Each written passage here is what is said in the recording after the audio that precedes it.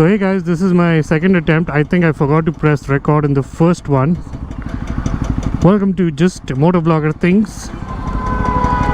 I'm on my way to KTM India and I'm trying the new way to mount it. So basically I've mounted the GoPro on the, in the upside down manner so that I can get a more low angle view, which is so popular with almost all GoPro users.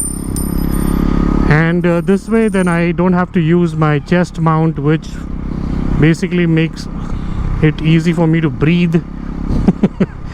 So the only problem is I'm using the Ulanzi case, which solves my headache of using the GoPro adapter, the audio adapter, not dangling or having it put anywhere else. But then again, it also adds to the size of the case, so it's upside down, and at times I was the camera was hitting my chest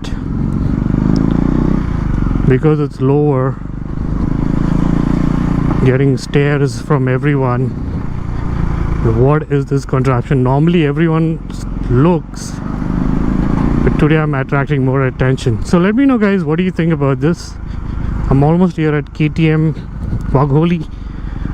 Gotta clear some doubts about our bikes going to Ladakh. So let's see what happens. Hi guys.